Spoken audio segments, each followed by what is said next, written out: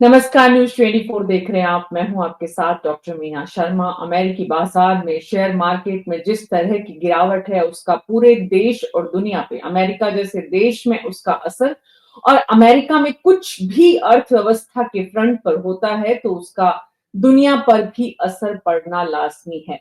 America में जिस तरह से अर्थव्यवस्था को ग्रिप में लेने की या अर्थव्यवस्था को रफ्तार देने की कोशिश में जुटे हैं डोनाल्ड ट्रंप, उस बीच में शेयर मार्केट का ये रिएक्शन क्या संदेश दे रहा है? इससे कितनी बड़ी संख्या में अमेरिका में रहने वाले लोगों की और भारतीयों की नौकरी पर असर पड़ेगा? कितना हिंदुस्तान में इसका असर देखा जा सकता है, दुनिया में देखा जा सकता है, समझने की कोशिश कर रहे हैं हमारे खास मेहमानों के साथ।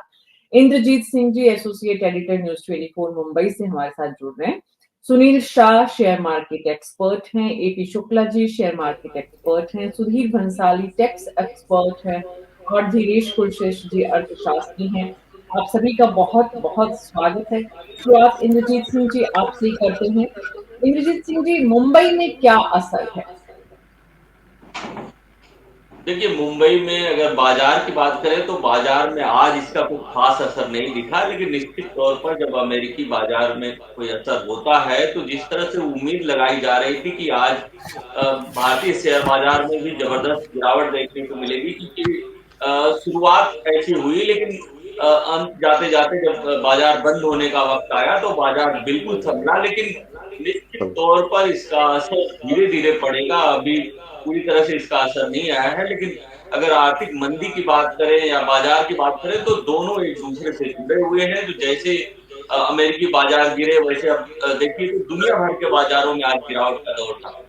तो ऐसे में हमारे बाजार भी कहाँ अछूता रहते, शुरुआत स्लो डाउन से हुई, शुरुआत में हमारे बाजार भी गिरे। सबसे बड़ी बात यह है कि दुनिया भर में देखा जा रहा है कि इस समय दुनिया एआई और टेक की तरफ ज्यादा जा रही है, और एआई और टेक के जो शेयर है वो ज्यादा गिरे हैं, 5% के करीब गिरे हैं। तो कहीं न कहीं ये चिंता की बात है कि जिस टेक्नोलॉजी पे हम जा रहे हैं और उसी टेक्नोलॉजी में के बाजार में लोग कम इंटरेस्ट दिखा रहे हैं, लोग कम पैसे लगा रहे हैं, तो कहीं न कहीं ये एक चिंता की बात है मेरी। जी, जी, इंद्रजीत सिंह जी, बाकी सभी लोग अपना ऑडियो बंद कर लीजिए, मैं एपी शुक्ला जी के पास जा रही हूँ। बाकी सभी लोग अपना ऑडियो प्लीज़ बंद कर लीजिए। एपी शुक्ला जी, मैं आपके पास आ रही हूँ अगले सवाल के लिए। शेयर मार्केट अमेरिका से मुंबई तक कितना जुड़ा हुआ है एपी शुक्ला जी? किस तरह का रिएक्शन है? देखिए अभी जो है मैडम, हमारा मार्केट जो है अभी ग्लोबल मार्केट के साथ में सीधे सीधे जुड़ा है। अगर वहाँ पे कुछ भी अनाउंस होता है तो उसका सीधा सीधा असर हमारे मार्केट पे भी पड़ता है। वहाँ पे कोई इकोनॉमिक अनाउंसमेंट हो, जॉब अनाउंसमेंट हो या और कोई पॉलिसीज़ का अनाउंसमेंट हो किसी भी कंट्री में, चाहे यूके हो, यूएस हो, कनाडा हो, और जहाँ पे भी होगा दूसरी कंट्रीज में भी अनाउंस होता है, अभी उसका सीधा सीधा असर हमारे मार्केट पे भी पड़ता है। रीज़न ये है कि अब मार्केट पूरा ग्लोबली कनेक्टेड है। दूसरी बात यह है कि कुछ चीज़ों को बहुत सीरियसली अभी इस समय लिया जा रहा है। जैसे कि ट्रम्प साहब जब से ये कहा जा रहा था कि जब वो आएंगे तो इकोनॉमिक पॉलिसीज पे ज़्यादा ध्यान देंगे, ध्यान तो दे रहे हैं, लेकिन उनका जो ट्वीट है, जो पहले उनके फर्स्ट कार्यकाल में जो हंगामा बरपाता रहा है, इस बार तो उससे ज़्यादा भी हंगामा हो रहा है। तो हमें बहुत सावधान रहने की ज़रूरत है। हमारे मार्केट में कुछ भी खराबी नहीं है। गवर्नमेंट उसको सपोर्ट करने के लिए तत्पर है और कर रही है। अभी आपने एक दो दिन पहले सुना होगा कि एफएम ने कहा है कि जीएसटी में हम रेशनलाइज करने जा रहे हैं, कुछ उसमें रेट कट हो सकता है या स्लैब कम हो सकते हैं। तो वो एक मार्केट के लिए अच्छी खबर हो सकती है, पूरे अपने देश के लिए भी अच्छी खबर हो सकती है। तो अभी जो है बहुत सतर्क रहने की ज़रूरत है जब तक ट्रम्प साहब की जो ये टैरिफ पॉलिसी है स्टेबलाइज नहीं हो जाती है। जी, वेट एंड वॉच की स्थिति है सुधीर भंसाली जी। ऑडियो ऑन करिए Sudhir ji please. Yeah, yeah, please. Sudhir Bhansali ji, अभी वेट एंड वॉच की स्थिति है। ऐसा है, ट्रम्प की जो नीतियां हैं, जब तक वो क्लियरिटी में नहीं आएगी, जब तक देश के और विदेश के सारे बाजारों पे इम्पैक्ट रहेगा। और ये इम्पैक्ट जो इम्पैक्ट आ रहा है, उसी के कारण रोज तेजी मंदी, कुछ भी स्टेटमेंट आ जाता है, मस्क का कोई स्टेटमेंट आ जाता है, इलन मस्क का कोई स्टेटमेंट आ जाता है, उसके कारण बाजार में मूवमेंट आ जाता है। उसके अलावा चाइना का बाजार बहुत बड़ा इम्पैक्ट देता है इंडियन मार्केट। चाइना के बाजार में काफ़ी मंदी है, उसको भी इम्पैक्ट इंडियन मार्केट से बहुत टच है, क्योंकि इंडिया से एक्सपोर्ट इम्पोर्ट चाइना का बहुत ज़्यादा है। और इंडियन कई सारी इंडस्ट्रीज जो हैं वो चाइना के उस पर डिपेंडेंट है। और जब तक ये चीज़ें क्लियरिटी नहीं आएगी, America China, America Ukraine, Russia Ukraine and जो वार का फुटेज चल रही है सब जगह, उसका इम्पैक्ट भी मार्केट में रहता है कहीं ना कहीं। हर चीज़ का मार्केट पहले ही से ही उसको डिस्काउंटिंग करता है, तो ये उसी का इम्पैक्ट है, उसी के कारण मार्केट है। बाकी इंडियन मार्केट्स में ऐसा कोई बहुत ज़्यादा दिक्कत वाली बात नहीं है। आज भी मार्केट ने, जैसे इंद्रजीत जी ने कहा, कि मार्केट ऊपर जाके and then it bounce back, और वो बाउंस बैक करके और अराउंड इक्वल के अराउंड ही आगे बंद हुआ। तो आई थिंक थोड़ा इम्पैक्ट तो नो डाउट पड़ेगा अमेरिकन नीति में, बट ऐसा नहीं है कि इंडियन इंडियन गवर्नमेंट की नीतियां खुद इटसेल्फ बहुत ज़्यादा रिस्पॉन्सिबल रहेगी इस चीज़ के लिए। जी, भारत सरकार की नीतियां, समय काल परिस्थिति। एक समय था जब सीधा तुरंत रिएक्शन होता था। सुनील शाह जी, अब समय बदल रहा है। क्या भारत की अर्थव्यवस्था पर सीधा और तुरंत रिएक्शन जो या असर पड़ता था, क्या अब हम तुलनात्मक रूप से मजबूत स्थिति में हैं? आर्थिक मंदी के दौर की स्थितियां आप देख रहे हैं या अभी समय है? पहली बात तो ये, thanks for having me on the show. दूसरी बात ये है कि यहाँ पे आपने जो बताया कि आर्थिक मंदी की बात, तो अगर मैं बताऊं कि अगर लास्ट जो जीडीपी के नंबर्स आए वो कुछ ऐसा निर्देश नहीं दे रही थी। और एक चीज है, अगर बाजार की बात आप करते हैं तो देर आर ग्लोबल मार्केट में देर आर मार्केट्स कि जो इनवर्सली प्रोपोर्शनेट टू इंडिया है और जो there are markets which are directly proportionate to, जैसे कि इमर्जिंग मार्केट में चाइना भी आता है और इंडिया भी आता है। तो आप देखोगे लास्ट 4 मंथ्स में जो पैसा यहाँ से निकल के चाइना गया, और आप चाइना मार्केट का परफॉर्मेंस देखोगे तो उतना ही उसने हायर रिटर्न दिया है। सो कहने का मतलब ये है कि yes, everything is interlinked, but some are inversely and some are directly proportionate to our movement. जहां तक आपने आर्थिक मंदी की बात की, तो मैं इस वक्त कंजम्पशन स्लो डाउन डेफिनेटली हुआ है, बट अगर ये बजट को आप देखोगे तो उसमें हर कोई वो कदम उठाया जा गया है जिसमें कंजम्पशन को प्राधान्य देके कंजम्पशन अब ओवरनाइट नहीं बढ़ेगा, उसकी इम्पैक्ट 1 या 2 क्वार्टर में आप आती हुई देखेंगे। फिर जो मॉनेटरी पॉलिसी द्वारा आरबीआई ने फॉलो अप एक्शन लिया जिसमें 25 बेसिस पॉइंट घटा है और आगे भी रेट कट की संभावना है, तो वो भी it will ramp up the consumption, और अब जैसे ही कंजम्पशन बढ़ने लगेगा वैसे ही उसका इम्पैक्ट जीडीपी पे आएगा एंड कॉर्पोरेट रिजल्ट पे आएगा। अब मार्केट में जो मंदी आई थी वो इस वजह से सितंबर, आई मीन अक्टूबर नवंबर के बाद, कि अगर पिछले अक्टूबर नवंबर में वैल्यूएशंस देखेंगे तो सभी फंड मैनेजर चाहे लोकल हो या ग्लोबल, वो एक ही बात बोलता था, the challenge in the Indian market is valuation, बाकी कोई चैलेंज नहीं था। तो वो वैल्यूएशंस काफी अभी करेक्ट हुए हैं।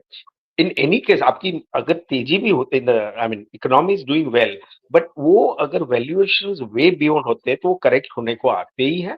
This is what has happened इस मार्केट में। मेरे हिसाब से instead of taking holistic view and top down approach, one should look at individual companies where there is a screaming buy valuation point of view से। उसमें अगर आज निवेशक 2 साल 3 साल के लिए करता है तो I am sure he or she will get very handsome return। जी, ये बात हमने पहले भी की थी जब बजट आया था और उसके बाद शेयर मार्केट में जो रिस्पॉन्स होना चाहिए था वो नहीं हुआ। उसके बाद शेयर मार्केट में हिस्टोरिकल गिरावट आई, तब भी आप सबने एक सुर में ये बात कही थी कि भाई अभी तो सबसे बेहतर टाइम है इन्वेस्टर के लिए। लेकिन धीरेश कुलश्रेष्ठ जी, अर्थव्यवस्था के सामने इस वक्त भारत की चैलेंजेस किस तरह के आएंगे? अमेरिका में जो कुछ हो रहा है उसका यहाँ पर जो इम्पैक्ट आएगा, तो उससे कौन-कौन सी चुनौतियां भारत की अर्थव्यवस्था के सामने आप देख पा रहे हैं? जी Meena ji, thank you so much inviting me on this panel. देखिए, जिस तरीके का अभी अनिश्चितता का माहौल अमेरिका में बन रहा है मीना जी, उससे हो क्या रहा है कि अमेरिका में 3 साल के हाईएस्ट लेवल पे पहुंच गई है वहां की बेरोजगारी दर। और जैसा कि हमारे एक साथीगण ने कहा कि आईटी कंपनियों में छटनी का माहौल है। इवन अगर हम लोग लास्ट वीक का ये देखें तो जापान की जो करेंसी एन है, वो डॉलर के मुकाबले ज्यादा मजबूत है। ग्लोबल टेंशन है, इजराइल, हमास और ईरान तनाव बढ़ रहा है। ये जो ग्लोबल इकोनॉमिक डिसऑर्डर की बात मीना जी हो रही है, इससे हो क्या रहा है? इससे ये हो रहा है कि एक अनिश्चितता का दौर पूरे संपूर्ण मार्केट में। अब देखिए क्या हुआ है, बीच में ट्रम्प साहब ने कहा कि मैं रेसिप्रोकल ये लगा दूंगा, आपके पास टैरिफ लगा दूंगा भारत के ऊपर। अब जब रेसिप्रोकल की बात आई तो यूरोपियन यूनियन ने क्या कह दिया कि ठीक है, आप एक्सपोर्ट इंपोर्ट जो कर रहे हैं यूएस से, उनसे ना करते हुए हमें एक्सपोर्ट कर दीजिए, और इंपोर्ट जो करना है वो हमारे से ले लीजिए। यानी कि नई तरीके का पावर सेंटर तैयार हो रहा है वर्ल्ड लेवल पे। यूरोपियन यूनियन अलग हो गई है मैम। कनाडा ने साफ कह दिया कि जो लिकर हम आपसे ले रहे थे यूएस से, वो लिकर को मोर देन 80% लिकर की वो पूर्ति थी, सप्लाई थी, वो यूएस से हो रही थी, और वो यूएस से उसने स्टॉप कर दी। नतीजा क्या हुआ कि यूएस का मार्केट जो सोमवार के दिन जो नीचे गिरा है 2 साल की सबसे बड़ी गिरावट के साथ, उससे हुआ क्या, नतीजतन क्या निकला? गिरावट की कुछ खास बातें मैं बताऊंगा कि 2 साल में ये पहली बार ऐसा हुआ है, इसलिए ये रिसेशन का, मंदी का लोग आशंका जताने लगे हैं। टेस्ला जैसी जो कि एलन मस्क की कंपनी है, उसके शेयर तक जो है ना, स्टॉक्स तक डाउन हो गए। डाउ जोन्स का कारोबार लगभग 1100 अंक नीचे तक फिसल गया। नैस्डैक ने 4% टूट करके 17,468.32 पर आकर के बंद हुआ है। साउथ कोरिया का कॉस्पी इंडेक्स खुलने के साथ ही करीब 2% टूट गया। जापान का निक्केई इंडेक्स भी 2% से ज्यादा बिखर कर कारोबार कर रहा था। इसका जो एक इकोनॉमिस्ट होने के नाते, एक अर्थशास्त्री होने के नाते में जो प्रेडिक्शन कर पा रहे हैं हम लोग, वो या जो समझ पा रहे हैं, देखिए हो क्या रहा है कि अब अमेरिका कहीं ऐसा ना हो कि अलग थलग पड़ जाए, है ना? ब्रिक्स हम्म। यहाँ पर पावरफुल होके आ रहा है। कनाडा ने कह दिया ठीक है भाई, आप हमको आप टैरिफ बढ़ाने की बात कर रहे हैं, 100% टैरिफ की बात कर रहे हैं, ठीक है, हम आपसे लेंगे ही नहीं, लिकर भी नहीं लेंगे। एनर्जी की हम्म। बात आई, उन्होंने कह दिया एनर्जी जो जो एनर्जी कनाडा यूएस को दे रहा था, वो कह रहा है कि नहीं नहीं, अब हम यूएस को ना देते हुए हम तो उसको यूरोपियन यूनियन को दे देंगे, यूरोपियन कंट्रीज को दे देंगे। तो अब कहीं ऐसा ना हो, अगर ये लगातार ट्रंप की स्थिति चलती रही और ट्रंप की हम्म। पॉलिसीज क्लियर नहीं हुई, तो निश्चित रूप से मैं ये कह सकता हूं, जैसा कि 15 से 20% और जो जेपी मॉर्गन जैसी प्रेडिक्शन करने वाली सबसे बड़े जो इकोनॉमिक्स के फील्ड में फाइनेंस प्रेडिक्शन करने वाली है, वो कह रही है 30 से 40% तक आशंका है कि ये अमेरिका की इकोनॉमी है, अगर वो सख्त बने रहे। देखिए क्या कर रहे हैं वो, it's a game of perception. वो केवल एक कहते हैं कि मैं जो है ना आप पर इतना % टैरिफ लगा दूंगा, और लगाने के बाद कहते हैं नहीं नहीं अभी नहीं लगाऊंगा, 2 अप्रैल से लगाऊंगा। तो क्या है, वो ये देख रहे हैं कि what kind of impacts are coming on the market, number 1। Number 2, China ने रिप्लाई कर दिया, रिटेलिएट किया।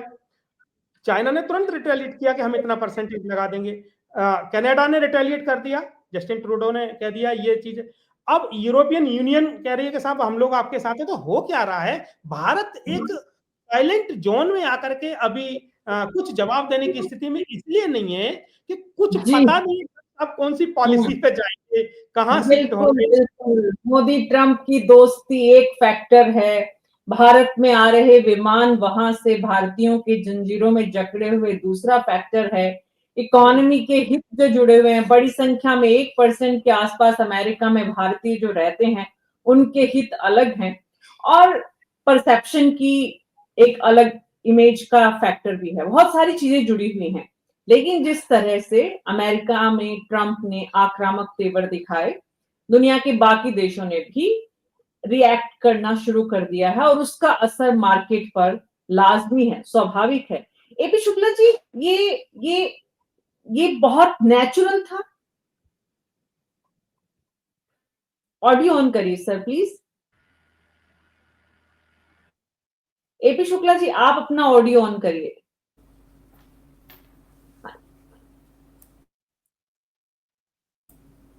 हेलो हेलो, आप हाँ सुन पा जी, रहे हाँ हैं? जी, हाँ हाँ। जी, हाँ जी। मीना जी, एक्शन का रिएक्शन आना तो स्वाभाविक है।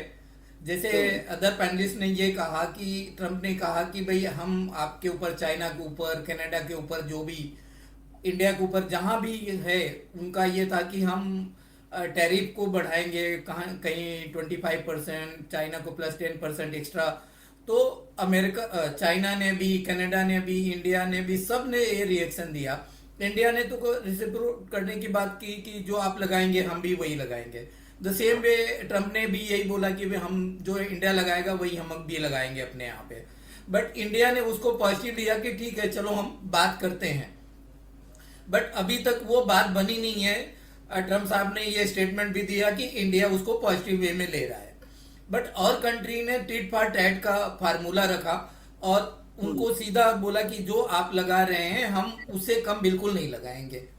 तो अभी उसका रिएक्शन तो ट्रम्प साहब को मिल गया और उन्होंने कुछ को जो इमीडिएट इम्प्लीमेंटेशन थे वो पोस्टपोन भी किया। तो इस तरह से स्टेटमेंट देना ये खतरे से खाली नहीं है, ये उनकी इकोनॉमी को भी इफेक्ट करेगा और हमारी इकोनॉमी को भी इफेक्ट करेगा। उसमें अनसर्टेनिटी बनी रहेगी, जो किसी के लिए भी ये फायदेमंद नहीं होगा। बेटर ये है कि जो भी है टेबल पे बैठ के बात करें और बिफोर अनाउंसमेंट, जब तक टेबल पे बात नहीं हो जावे तब तक उसको किसी भी तरह का प्री अनाउंसमेंट नहीं करें कि जिससे मार्केट में अनसर्टेनिटी बनी रहे। वो किसी के भी इंटरेस्ट में नहीं है, चाहे हमारी कंट्री हो चाहे यूएस हो। अभी वहां पे भी आप देखें, उनके इस बड़बोलेपन की वजह से वहां का मार्केट भी काफी रिएक्शन दे रहा है। और उनके जो हमारे यहाँ जो रिजर्व बैंक है, वैसे उनका फेड है, तो वो भी अपनी तैयारी उस तरह से रह रहे हैं कि मार्केट में अगर कहीं कुछ बड़ा रिएक्शन आता है, जैसा अभी थोड़े दिन पहले हुआ था कि 1000 पॉइंट से ज्यादा उनका डाउ गिर गया। वो क्यों गिर गया? कोई ऐसे बहुत बड़े रीजंस नहीं थे, ओनली अनसर्टेनिटी वजह की क्या करने जा रहे हैं, क्या अनाउंस कर रहे हैं, क्या होगा। और उनके यहाँ पे जो ट्रम्प साहब हैं या मस्क साहब जो कर रहे हैं, उसका कहीं काउंटर इफेक्ट कंट्री को ज्यादा नुकसान नहीं पहुंचाते हुए। बिल्कुल। और एआई का जो है इफेक्ट तो है ही। बिल्कुल बिल्कुल बिल्कुल, एपी शुक्ला जी, रिएक्शन आना लाजमी था। लेकिन जब अमेरिकी अर्थव्यवस्था को लेकर इतनी बड़ी बड़ी बातें ट्रम्प की तरफ से की गई, अमेरिकी राष्ट्रपति की तरफ से की गई, पहली बार जब डोनाल्ड ट्रम्प राष्ट्रपति बने थे तो उनके पॉलिटिकल विजन को लेकर बहुत सारी चर्चाएं थी।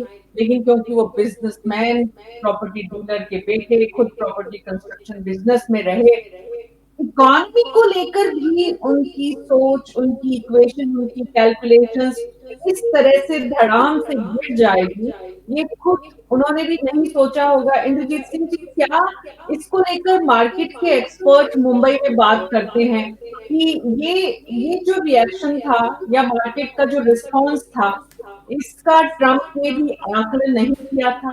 इसका बेरोजगारी पर, मतलब रोजगार पर दरअसल किस तरह का असर पड़ेगा, इसको लेकर किस तरह की चर्चाएं हो रही हैं?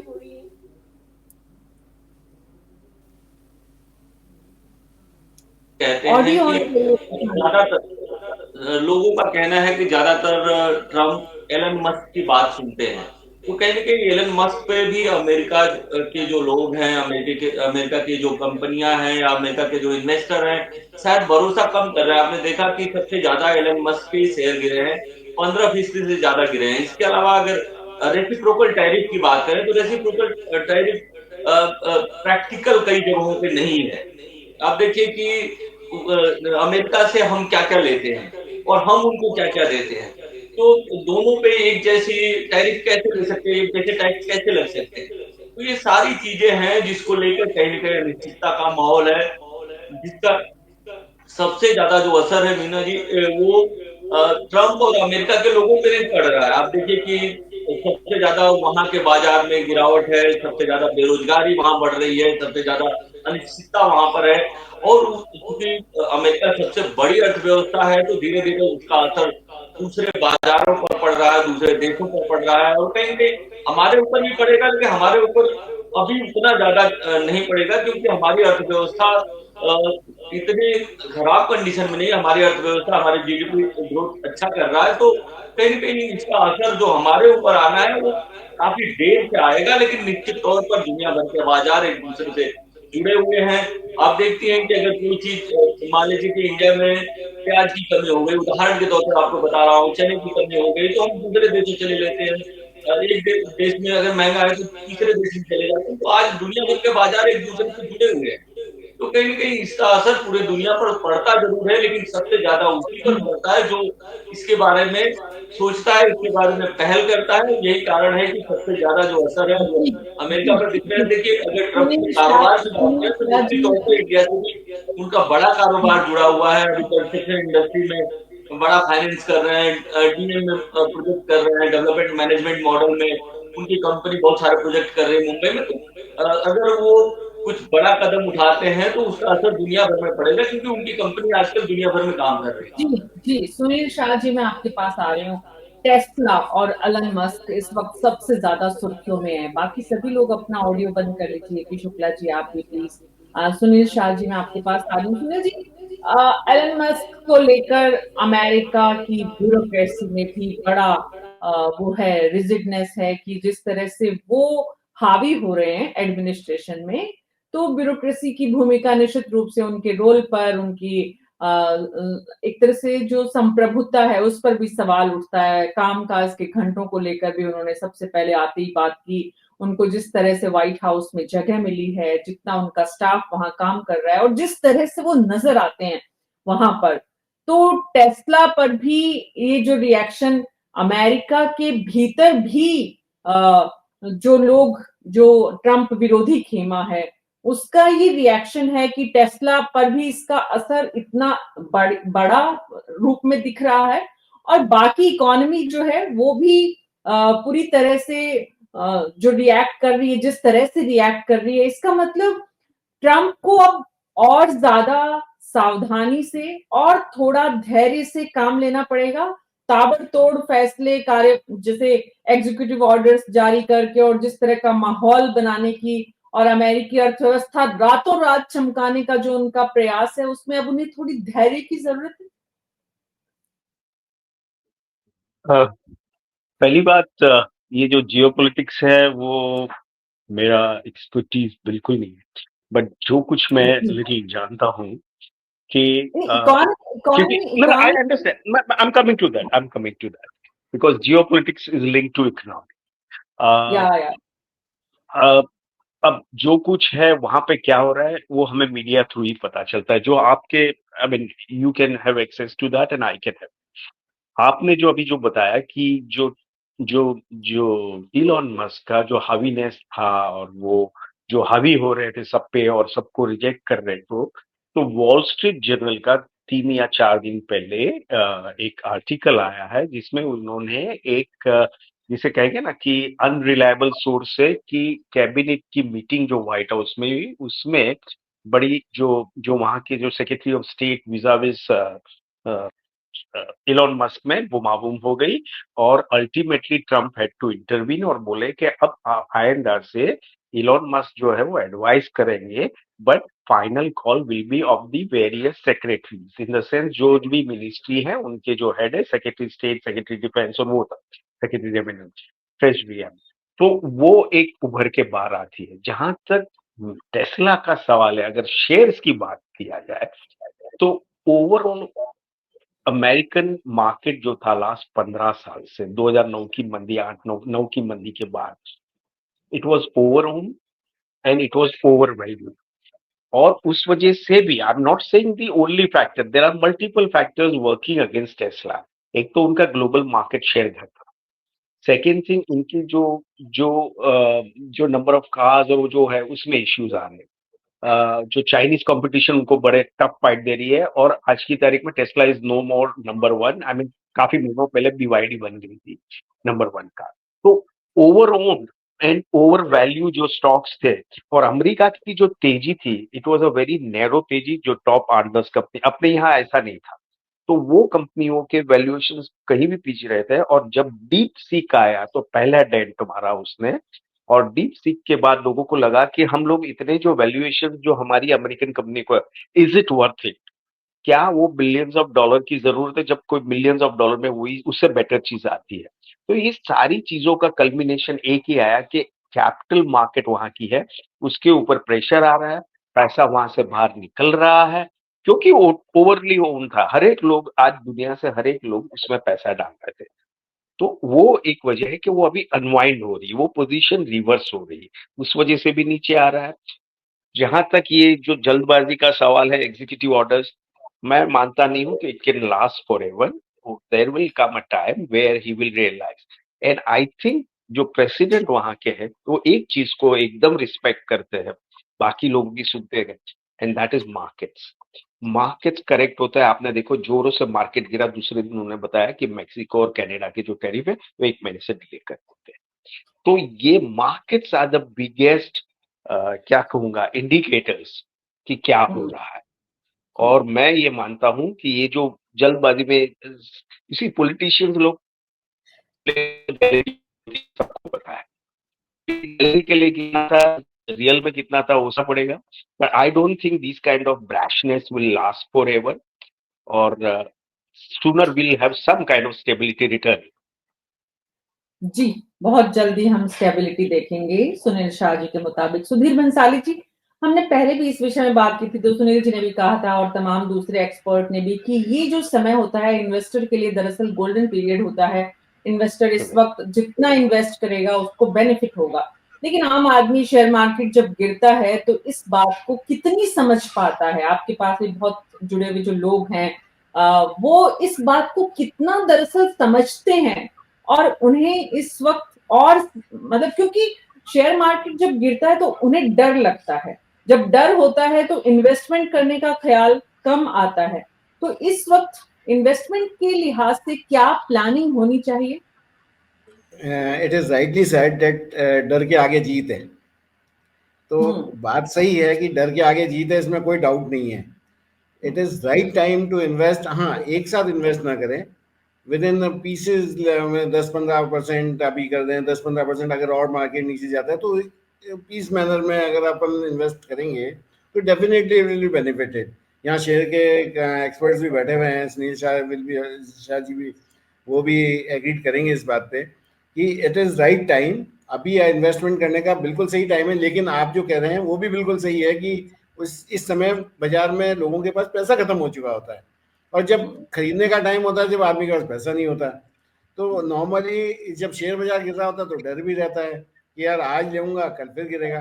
तो अगर पीस मैनर में अगर इन्वेस्टमेंट करेंगे, आज 10% किया, फिर 2-4 दिन और गिरा तो फिर 10% कर दिया, या 15% कर दिया, तो then the impact will be zero. जो इम्पैक्ट गिरने का इम्पैक्ट है वो जीरो हो जाएगा, और हैंडसम बेनिफिट आई थिंक। बहुत अच्छा इन्वेस्टमेंट रिटर्न्स जो इन्वेस्टर करेगा उसको मिलेगा इस समय।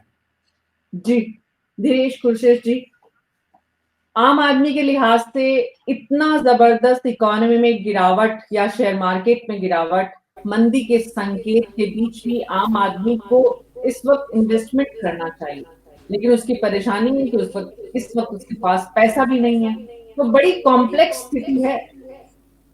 जी देखिए मैम, अभी क्या है कि कॉम्प्लेक्सिटी पूरा ही मतलब भारत के अंदर ही नहीं, ये पूरा लगभग अगर हम लोग देखें एशिया से लेकर के, यूरोप से लेकर के, और अगर हम लोग बात करें यूएसए की, तो चारों तरफ जो है ना अनिश्चितता का माहौल। केवल ट्रंप की, मतलब मुझे नहीं कहना चाहिए लेकिन एक शब्द है, बेतुकी टैरिफ की जो नीतियां हैं स्पष्ट नहीं है, अस्पष्ट हैं। और इसका कारण, यही कारण है कि पूरी की पूरी अर्थव्यवस्था, देखिए आप इसको लेमैन की तरह समझिए, आप सबके दरवाजे बंद कर रहे हैं, यूरोप के भी दरवाजे बंद कर रहे हैं। आपने जो है ना अपने पड़ोसी कनाडा से भी कह दिया भाई आप मान जाइए, ग्रीनलैंड से कह दिया मैं तुम्हें खरीद लूंगा, उनका उनका प्रधानमंत्री कहता भाई मैं बिकाऊ नहीं हूँ। तो ये स्थितियां जब निर्मित हो रही हैं कि आप पड़ोसियों से, तो आप सब जगह से जब लेना, मतलब व्यापार में या टैरिफ बढ़ा करके टैरिफ को इतना हाई लगा देंगे, तो आपके यहाँ पे चीजें महंगी होंगी कि नहीं होंगी? आपके यहाँ प्रोडक्शन तो है नहीं उतना, अब प्रोडक्शन नहीं है, आप चीजें मंगाते थे, उनको आपने रोक दिया क्योंकि वो इसलिए नहीं आपके यहाँ भेज रहे हैं क्योंकि आपने उस पर टैरिफ लगा दिया। तो उन चीजों की एक तो कमी होगी, नंबर एक। नंबर दो, इस अनिश्चितता से होगा क्या कि उस मार्केट, जैसे फेडरल रिजर्व के सामने सबसे बड़ी अभी दिक्कत क्या है कि ब्याज रेट में अगर वो कटौती करते हैं तो निश्चित रूप से उनके यहाँ चीजों में दिक्कत आएगी। तो कहने का मतलब ये इन्फ्लेशन आई होगा।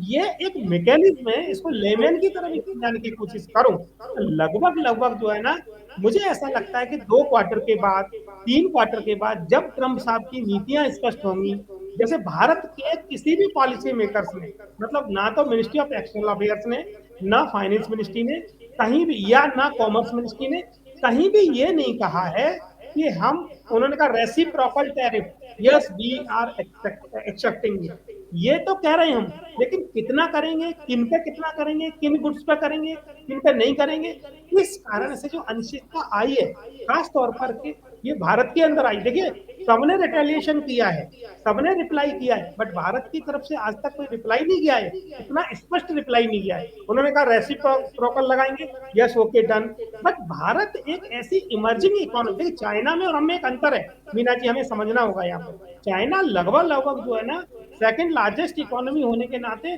कितने ट्रिलियन डॉलर, 21 ट्रिलियन डॉलर के आसपास की इकोनॉमी है, और हम लोग अभी 4 ट्रिलियन के आसपास अगर हम लोग चल पा रहे हैं, और अगर हमने कुछ कह दिया, अगर पब्लिक प्लेस पे पॉलिसी मेकर्स का कोई एक आधिकारिक बयान आ गया, निश्चित रूप से उसका प्रभाव हमारे मार्केट पर पड़ेगा, और निश्चित रूप से उसका जो है ना, जिसको कहते हैं टैरिफ वार में ये चीज बदल जाएगी। लेकिन एक पॉजिटिव बात यह बोलना चाहूंगा, वो ये है भारत के साथ, क्योंकि भारत के लिए अन्य देशों के बाजार खुले हुए हैं, तो वो इंपोर्ट एक्सपोर्ट दोनों को प्रमोट करने के लिए खुले हुए हैं, और दोनों दोनों ही बातें इसलिए भारत के लिए बहुत ज्यादा खतरे की नहीं है। देखिए, वो कहता है कि भाई आप जो है ना कच्चा तेल हमसे मत लीजिए, रसिया कह रहा है हमसे ले लीजिए।